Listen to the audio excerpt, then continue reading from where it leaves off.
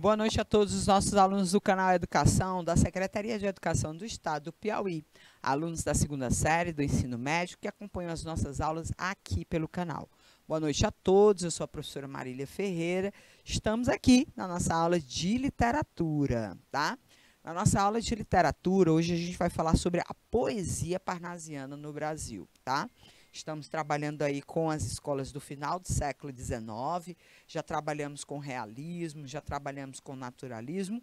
Vamos agora dar um pulo lá na poesia, já que essas duas manifestações literárias no Brasil aconteceram quase que exclusivamente em relação à prosa. Nós não tivemos escritores, nós não tivemos poetas, nem realistas, nem naturalistas, tá? Mas a poesia parnasiana vai vir com força aí para a gente entender um pouquinho desses manifestos aí poéticos, tá? Na nossa tela temos aqui a poesia parnasiana no Brasil, o momento estético literário que os parnasianos começam a produzir é exatamente no final do século, nas últimas décadas do século, em concomitância com os movimentos não só parnasianos ou realistas, como também naturalistas. Nós vamos encontrar essas representações aí também acontecendo dentro desse universo. Nessa primeira tela aí, a gente tem uma representação do chamado estilo impressionista do final do século XIX, em que a gente tem o Apolo e as musas no Monte Parnaso. Ah, para que ou de onde é que veio esse nome parnasianismo? Veio desse monte aí na Grécia chamado de Parnaso. Apolo e suas musas, Apolo era o deus da cultura, né, da erudição, lá naquela antiguidade clássica, naquelas mitologias todas que atravessaram séculos e séculos e se eternizaram dentro dessa cultura. E o Apolo vivia nesse monte. Então, muitos acreditavam que o monte era habitado por uma inteligência, né, ou pelo menos por um clima que motivava a inteligência dos seguidores de Apolo, né, dessas pessoas que se dedicavam à cultura. E aí o nome parnasianismo vem dessa referência a essa cultura, ou então essa necessidade de retomar esses valores clássicos, perfeccionistas, trazidos de uma forma bem emblemática, tá? Então, o parnasianismo é aquele que vem do Parnaso, é aquele que vem da inspiração de Apolo e suas musas, é aquele que repercute na sua literatura todos esses conceitos inovadores, tá bom? Então, é importante que você saiba que uma das coisas, né, uma das coisas que a gente vai ver surgir aqui dentro da nossa literatura,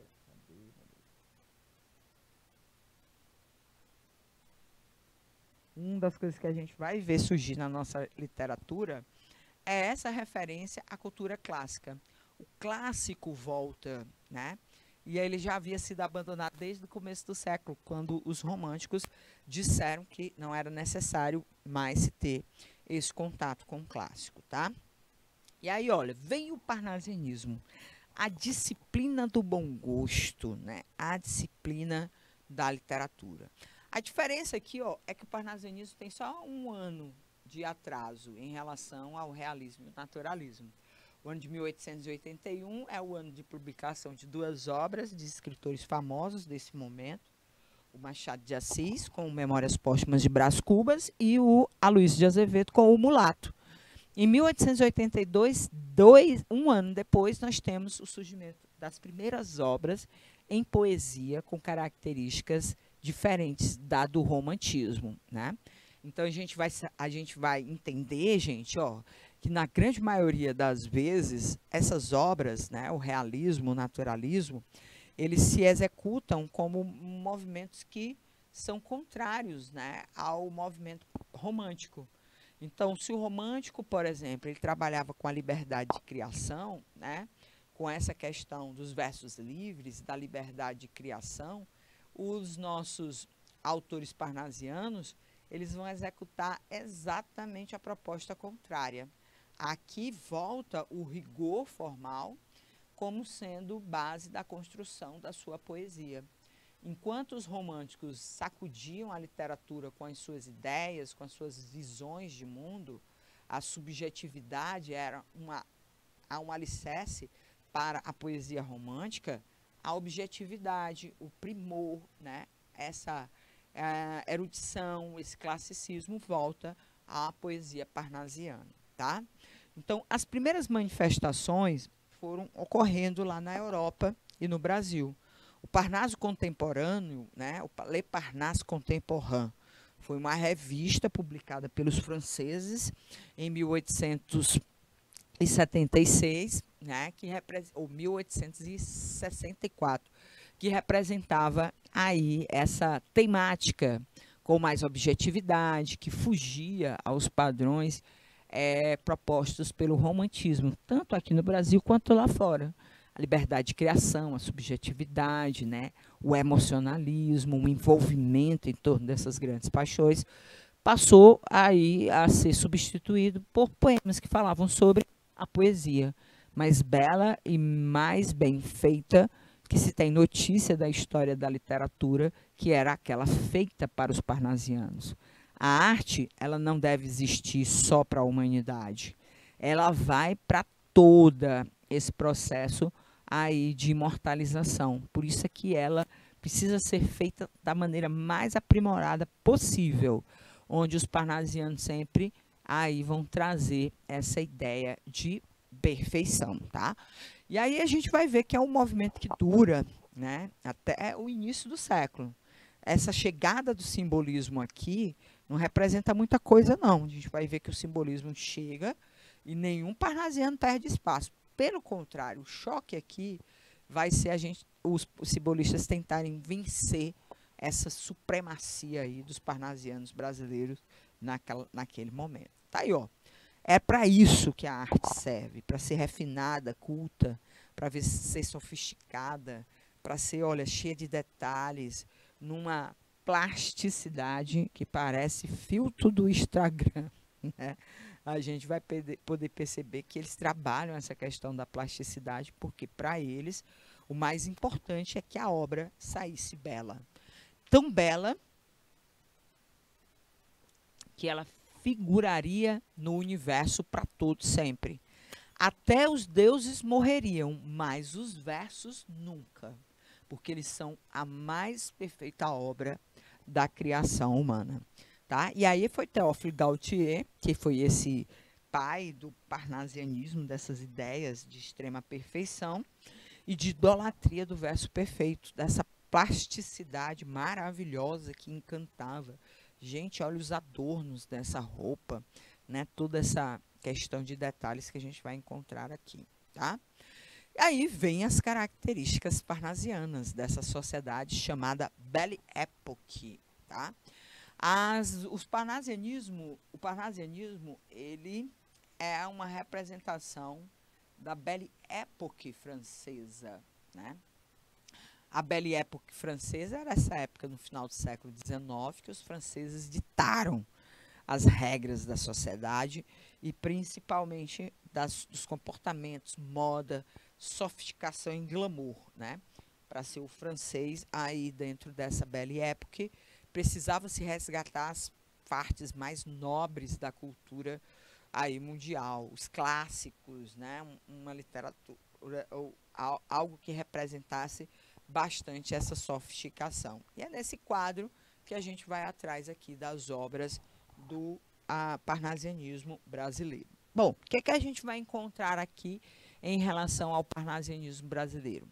Como a gente já disse para vocês, o Parnaso era a morada de Apolo e das musas, né, que eram aquelas mulheres que acompanhavam o deus. O deus era classificado na Grécia Antiga como o deus das artes, né? E aí dava-se aos seus seguidores as habilidades artísticas de música, canto, de literatura. E sempre que eles precisavam aprimorar o seu estilo, muitos desses artistas na Grécia Antiga acreditavam que ir até o Monte Parnaso era uma forma de se chegar a esse clima e essa possibilidade de contato com o Deus aí Apolo. E lógico que eles, quando bem agradados, né, no caso, os artistas, né, eles acabavam reproduzindo aí esse tom clássico, né, essa representação positiva dessa literatura, tá? Então, a gente vai encontrar aí, dentro desse suporte, essa retomada, né, dos termos clássicos, né, essa retomada do clássico dentro dessa possibilidade, tá bom? E aí a gente vai encontrar, olha, essa questão acontecendo aí dentro desse suporte. Essa ilustração que eu trouxe aí para vocês é uma ilustração de uma, né, escultura grega, né, em que a gente percebe essa ideia daquilo que seria a busca pelas formas mais harmonizadas possíveis. Tá? No caso dos parnasianos, não era só a harmonia, não, gente. Tinha que ser a perfeição. Então, o retorno ao clássico faz com que os parnasianos eles também recuperem essa ideia aí dessa busca por essa perfeição, para essa harmonia, por toda essa representatividade positiva que nós vamos encontrar, tá bom? Preciosismo, detalhe e sofisticação. Bom, como é que os parnasianos faziam esse preciosismo, né? Você vai observar que vários detalhes são necessários para afastar da literatura aquele gosto pela liberdade. Os parnasianos, por exemplo, voltam a ilustrar e o gosto pela escansão, né? A escansão perfeita, rigorosamente cumprida pelo seu artista, principalmente em relação àquilo que seria a metrificação. E agora os parnasianos, eles exageram um pouquinho na dose, porque em vez dos versos decassílabos, a perfeição formal manda haver um processo de sofisticação. O padrão passa a ser o dodecassílabo. Dodecassílabo, professora, que verso é esse? Versos de 12 sílabas poéticas, extremamente complexos, tá? Além de versos metrificados, dentro desse padrão rigoroso e sofisticado, eles se utilizavam também de palavras raras, de rimas, né? De palavras raras e rimas ricas, né? Principalmente para mostrar aí esse padrão perfeccionista. Observe aqui quando a gente vai encontrar as palavras escrevo, que rima com relevo. E aí a gente vai observar, olha, o amor, que rima com flor, né? E a gente vai encontrar essas possibilidades aqui, ó. É um verbo rimando com um substantivo composto. É uma rima rica e rara, né? Porque não é o fato de eu só estar rimando com um verbo, é eu estar rimando com uma palavra que tem uma classificação mais específica, tá bom? No meio disso, podia até não dar sempre certo, né? Porque a gente vai ter uma rima pobre aí, que é palavras da mesma classe gramatical. Só para lembrar vocês, ó, rimas ricas são rimas como essa aqui, ó, em que eu rimo palavras de classes gramaticais diferentes. Rimas pobres é quando eu uso uma rima de classes de palavras com a mesma classe gramatical. E aí a gente vai ver, ó, aqui eu faço um substantivo próprio que combina com um adjetivo, faço um verbo se combinar com outro verbo. Então, nessa busca pelas rimas, a gente vai conseguir compreender essa verdadeira fixação do parnasiano em relação à norma ou aquilo que seria a sua sofisticação. Não é só para ser executado de uma forma, vamos dizer assim, buscando padrões. São padrões dificílimos, né? São padrões extremamente diferenciados, tá? Então, a gente vai poder identificar. Por quê? Segundo os parnasianos, nenhum dos poetas dessa nova geração quer fazer do verso um instrumento sem vida. Nenhum deles quer transformar a musa num belo cadáver. Aí é uma crítica, né, que esses que o Olavo Bilac faz, né, em relação àquilo que seria a produção da literatura romântica, né, que produzia aquelas imagens mórbidas de mulheres, em que o eu lírico se destinava a viver aquela paixão.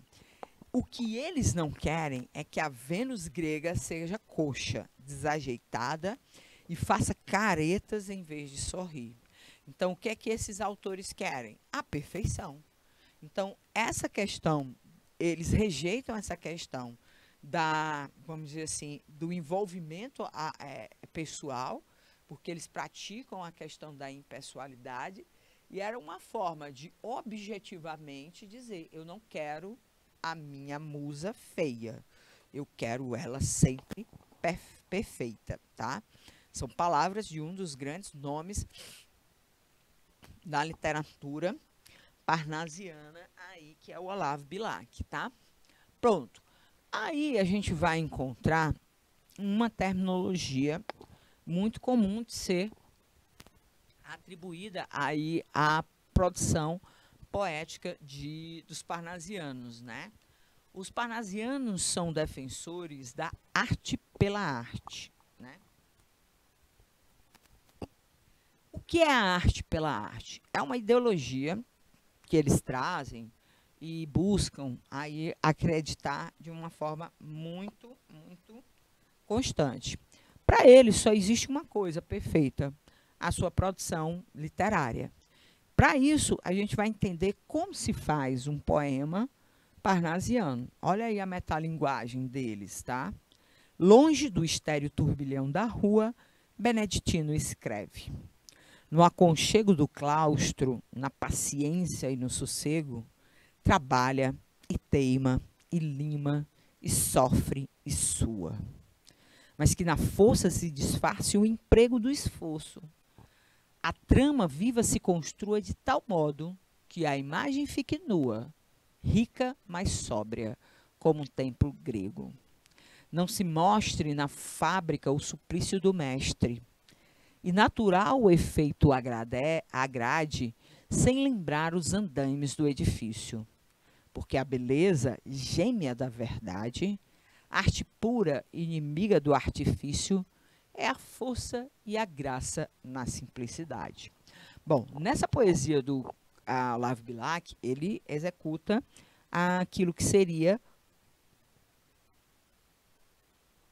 a exposição do que para ele é a atividade poética. A atividade poética é um processo de isolamento, por isso é que ele diz, longe do estéril turbilhão da rua. Beneditino escreve, né? Esse Beneditino, gente, é a utilização do nosso autor do conceito de isolamento. Veja que ele diz, ó, quer ser como Beneditino. Beneditino é aquela ordem religiosa em que as pessoas se tornam religiosos enclausurados, né? E ele diz que nesse aconchego, aí a atividade poética vai acontecer. Trabalhando, teimando, não dá certo, ele escavuca mais um pouquinho aqui, sofre, fica suado, né? Então, como é que a poesia é? É um trabalho difícil, fazer poético difícil. Então, ele faz essa alusão do fazer poético como algo difícil. É difícil, trabalhoso, né? E essa dificuldade se dá porque é um trabalho de execução muito aprimorado. Porque para eu transformar as palavras nesse templo grego, para que eu mostre, né, natural, né, essa realidade, para que a obra no final seja bela, seja força e graça, mas com simplicidade, com despreendimento, eu preciso realmente ter uma destreza muito forte para eu trabalhar esses elementos aí. Então, aqui a gente tem essa questão. Bom, os parnasianos, eles vão ser muito criticados também, viu, gente? Os parnasianos vão ser acusados de mente vazia, né? Bom, que mente vazia é essa, gente? Qual é a intenção deles? Nós vimos, por exemplo, no romantismo, as pessoas falarem muito dos seus sentimentos. no realismo e no naturalismo, naquela mesma época, se estava se esmiuçando as questões relacionadas aos mais pobres e também, principalmente, aquilo que seria a elite burguesa. Então, a gente vai encontrar aí, gente, ó, várias possibilidades aí de trazer essas representações importantes, né? E a gente vai poder analisar essas possibilidades. E o que é que os parnasianos faziam? Falavam de objetos de decoração, falavam de objetos como esse aqui, o vaso grego. Esses objetos em que a gente mostrava esse processo de representação. Então, no caso dos parnasianos, os parnasianos vão ser acusados de serem aí representantes de uma literatura que só falava sobre vasos de decoração e que não se tinha nenhum tipo de representação necessária ou importante a se transmitir naquele momento. Então, a gente vai poder encontrar, olha, o vaso grego, esta de áureos relevos, trabalhada de divas mãos, brilhante copa, um dia já de aos deuses servir cansada, vinda do Olimpo a um novo deus servia. Era o poeta de Teos que o suspentia. Então, ora, repleta ora esvazada, a taça amiga aos dedos seus tinha, toda de roxas pétalas colmada. Depois, mas, o lavor da taça admira, toca-a, e do ouvido aproximando-a as bordas finas há de lhe ouvir, cânora e doce. Gnota a voz que se da lira antiga fosse a encantada música das cordas, qual se esta voz de Anacreonte fosse. Professora, o que é que esse rapaz está dizendo aí? Elogiando um vaso, gente. Você já imaginou passar um tempo danado na sua casa para escrever uma poesia que fala de um vaso, né? De um objeto de decoração? É claro, gente, que os parnasianos vão ser criticados abertamente por essas posturas aí de se trazer, através desses textos, pouca ou nenhuma serventia para um mundo cheio de problemas, como era aquele que a gente estava vivenciando, tá bom? Então, para falar sobre essa realidade, a gente vai encontrar aí, ó, essa característica, esse descritivismo exagerado que faz com que esses parnasianos acabem se tornando essas figuras. Bom, no caso do Brasil, nós temos o ano de 1878, que era a publicação de uma revista chamada A Batalha do Parnaso, ou de revista não, de um artigo chamado A Batalha do Parnaso. E esse artigo, né, publicado nas revistas importantes do Rio de Janeiro, já mostrava aquilo que seria a adequação dos brasileiros ao estilo reinante na sofisticada Paris. Os parnasianos parisienses, né, os mais ricos, mais finos, estavam lá elegantemente dispostos a mostrarem essa sua literatura. E diante da nossa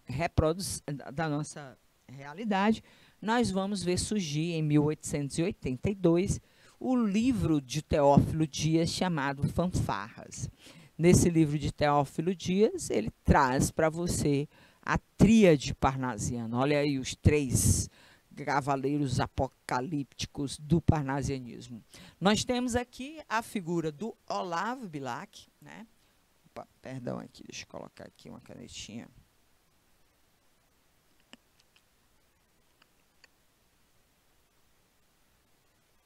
Do Olavo Bilac. O Olavo Bilac, aqui Alberto de Oliveira, o poeta dos vasos, e o Raimundo Corrêa, que é o representante dessa tríade. 3 senhores, né? Aí, 3 homens da sociedade brasileira da época, que se aliam em torno da divulgação das ideias do parnasianismo no Brasil, tá? O mais famoso vai ser o Olavo Bilac, que vai entrar para a literatura como sendo um representante aí desse movimento. O parnasianismo teve uma longa duração no Brasil e foi até o início do século XX, principalmente quando eles perderam a sua expressividade com a chegada dos modernistas. Até porque os modernistas foram os mais críticos desse grupo de poetas que muitas vezes não diziam nada, só elogiavam aí as peças de decoração, né? Tá aí a capa do primeiro livro, né, de Teófilo Dias, né, principalmente mostrando essa reprodução da primeira característica do movimento parnasiano no Brasil. Do parnasianismo de 88 até as influências que esse movimento vai se constituindo, né, vai orquestrando dentro da realidade brasileira. Só para você ter uma ideia, o hino nacional brasileiro, a letra de Osório Duque Estrada, é de claríssima, límpida, né, influência parnasiana. É uma composição parnasiana. O Osório Duque Estrada queria exatamente em 1908 mostrar aí a perfeição máxima, principalmente por conta daquilo que seria uma das representações da nossa identidade nacional. Ouviram do Ipiranga as margens plácidas de um povo heróico, o brado retumbante. Veja que uma das condições mais notórias do hino nacional é o trabalho em torno das figuras de linguagem como o hipérbato. Escrever de trás para frente era chique, né? Isso aí é bem diferente, né? A gente pode até refazer aí, vai até ficar mais claro, né? Aí, olha, o brado retumbante de um povo heróico, ou melhor, né? Deixa eu ver aqui. Ouviram as margens plácidas, plácidas do Ipiranga ouviram o brado retumbante de um povo heróico. Olha aí, como se a gente mostra o sujeito, o verbo, né? E depois a outra oração, sujeito, verbo, o período fica até mais claro de você entender. Mas para entender, os parnasianos não queriam saber disso. Eles querem saber exatamente desse rebuscamento, das suas palavras, do seu estilo em voga. A composição data de 1909 e foi comprada pelo governo brasileiro em 1922 para representar, depois de 100 anos aí de independência brasileira, de Portugal, foi uma das aquisições para a comemoração dos centenários da independência brasileira no Brasil, aí o hino nacional. Agora esse ano a gente tem que falar, né? Porque vai ter a Copa do Mundo, aí a gente geralmente coloca. Mas foi com o modernismo brasileiro que esses poetas caíram no esquecimento.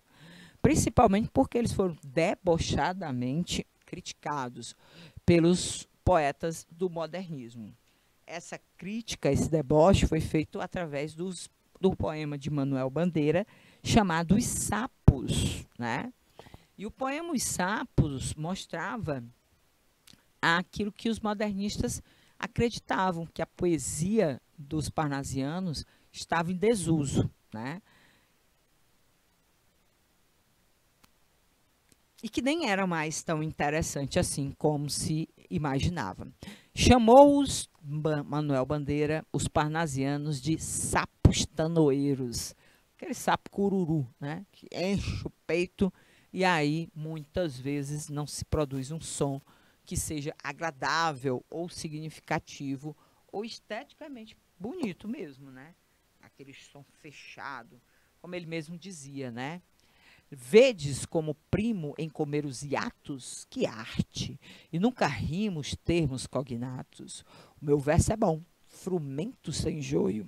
Faço rimas com consoantes de apoio. Vai por 50 anos que lhe dei a norma. Reduzir sem danos a forma, a forma. Né? Então, ele vai falar sobre essa...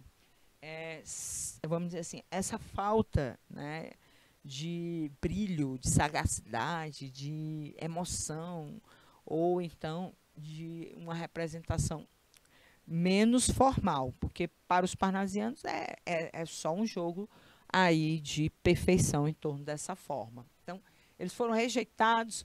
Os poemas sápios é uma grande crítica aos parnasianos, mas eles já tinham entrado para a história, viu, gente? Principalmente porque os parnasianos, deixa eu voltar bem aqui, ó. Esses parnasianos aqui, além de serem representantes dessa elite brasileira, né, eles representavam aquilo que seria importante.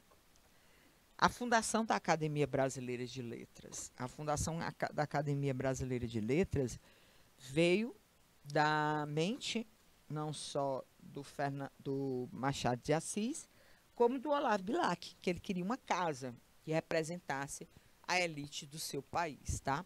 A elite intelectual, né? Qualquer um que entrava lá, não. Eles tinham que aprovar aí a entrada dessas pessoas, tá bom?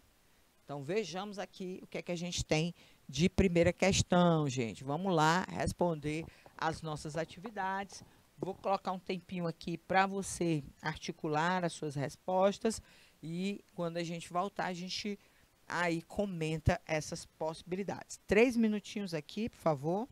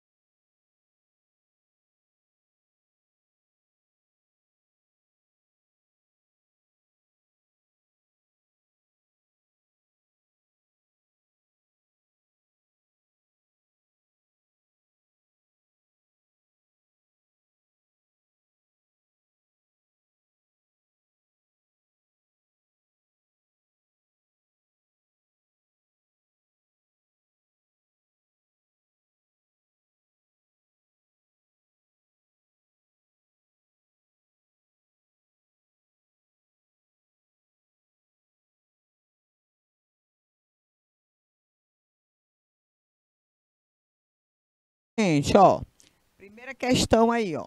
Tem um trecho da poesia do Olavo Bilac chamada Profissão de Fé. Pronto. Aí a gente vai encontrar torce, aprimora, alteia, lima a frase. E, enfim, no verso de ouro, engasta a rima como um rubi. Quero que a estrofe cristalina, dobrada ao jeito do ourives, saia da oficina sem um defeito. Bom, vejamos aí o que, que a gente vai encontrar em relação a esse excerto aí. A atividade poética é comparada ao trabalho do ourives, por quê, gente? Porque para o autor, o poeta não se assemelha ao trabalhador artesanal, o poeta se identifica com a natureza, a poesia é preciosa como um rubi, na poesia não pode faltar rima, ou porque, para o autor, o poeta é um lapidador, gente. Bom, nós vamos encontrar aí claramente a ideia de que ele é um artesão, né? Veja que ele pega o ouro e vai trabalhando na rima, assim como um lapidador trabalha as pedras preciosas em que ele transforma em joias raras, né? Então ele quer da mesma forma trabalhar a rima, trabalhar a estrofe, trabalhar o poema para que ele saia da oficina sem o mínimo defeito, assim como o lapidador que produz a sua narrativa, ou melhor, produz a sua peça artística sem nenhum tipo de defeito. E a ideia que ele tem é de que o poeta é esse lapidador que vai buscar exatamente esse contexto aí importante da nossa literatura. Temos mais uma questão? Não temos mais nenhuma questão aqui para a gente poder trabalhar. Mas a gente pode revisar aqui, antes da gente terminar a nossa aula, só para a gente poder avaliar essa condição bem aqui, ó, dessa crítica que os modernistas. É exatamente esse trabalho da rima, né, que trabalha com consoantes de apoio. Gente, isso é muito meticuloso, né? Veja que ele diz que arte, né, uma arte que passa a ser admirada ou vem para ser admirada. A seleção vocabular com termos de melhor qualidade, né, que faz com que a gente possa identificar as formas poéticas através de uma forma que rigorosamente é obedecida aí pelos autores.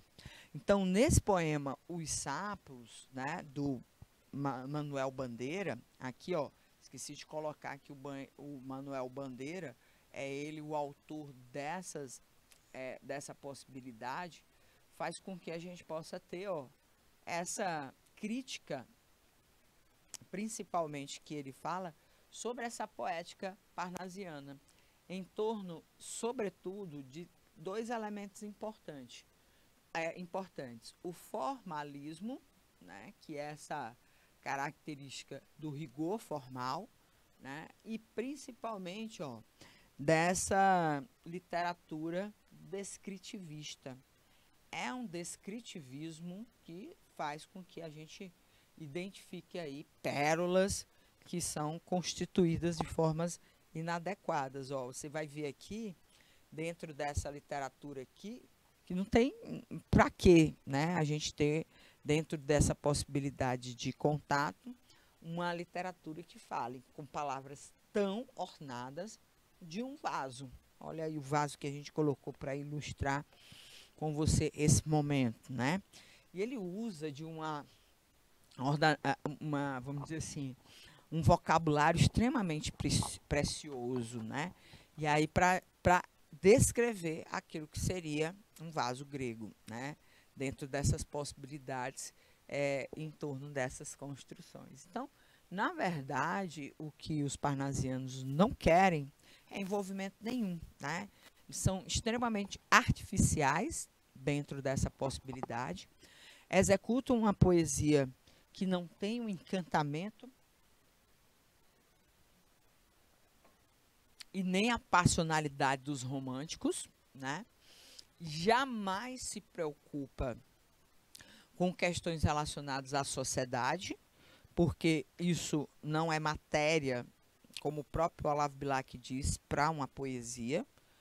O que eles querem é que a poesia realmente seja uma exposição desses seus elementos relacionados àquilo que seria esse processo de construção, tá? Então, não vamos deixar, de hipótese nenhuma, trazer aí esses problemas, essas problemáticas todas à nossa realidade. Era essa a mensagem que os parnasianos queriam colocar.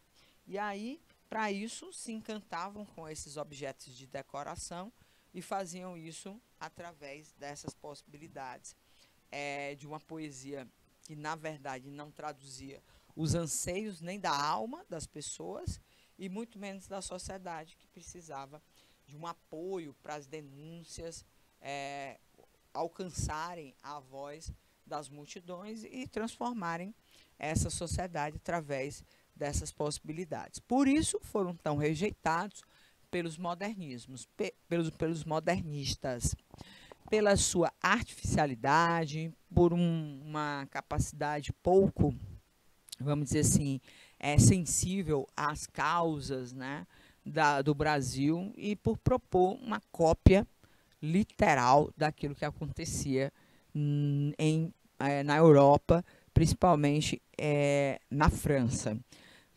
eliminando qualquer tipo de vestígio, principalmente em relação àquilo que seria a nossa possibilidade, tá bom?